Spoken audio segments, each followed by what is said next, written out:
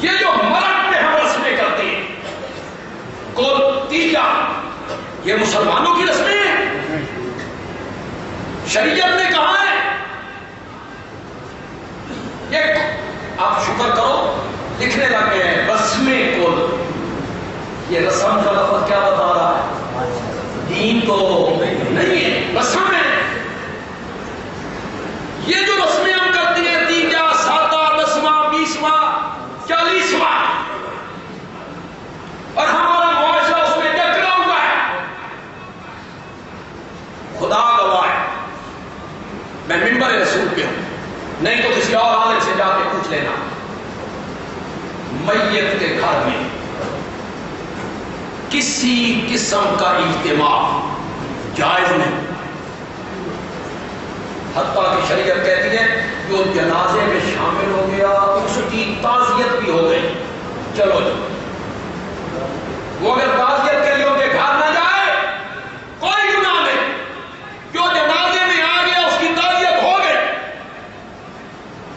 لیکن ہمارے یہاں کیا مواحدین جو فوت ہوتی ہے تو وہ کہتے ہیں، کوئی کہتا ہے کل ہوگا، کوئی کل کو مشرف پر اسلام کر کے کہتا ہے قرآن خوانی ہو، اور کوئی قرآن خوانی کو مشرف پر اسلام کر کے کہتا ہے درس قرآن ہوگا. درس قرآن ہو، کل خوانی ہو یا قرآن خوانی ہو، میت کے گھر میں کسی قسم کے اجتماع کی شریعت اجازت نہیں دیتے. یہ رسمیں ہم نے بنائی ہیں اور ہم ہندوؤں سے متاثر ہوئے.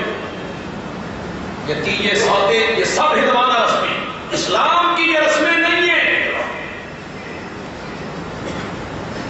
شادی میں بھی جو ہمارے رسومات ہیں ہم ہندو معاشرے سے متاثر ہیں اور وہی رسمیں ہمارے اندر رائج ہو گئی.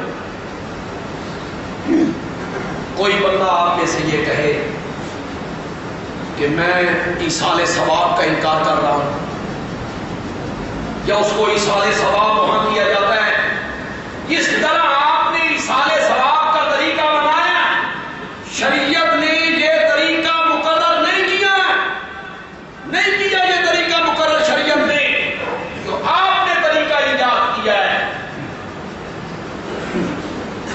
آپ دیگیں پکاتے ہیں، برادری کے لوگ کھا جاتے ہیں، محلے کے لوگ کھا جاتے ہیں.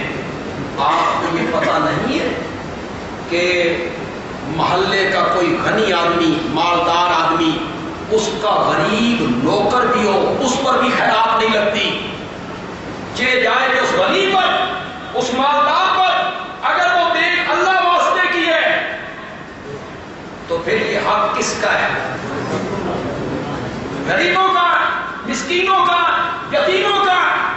اور اگر اسے محلے والے کھا جائیں اور آپ مطمئن ہو کہ یہ دیکھ کھا گئے تو میری ماں کی روح سوار ہو، یہ نکال دو ذہنوں سے. وہ تب ثواب پہنچے گا یا مستحق لوگ کھائیں، مستحق لوگوں تک وہ بات پہنچے پھر ثواب.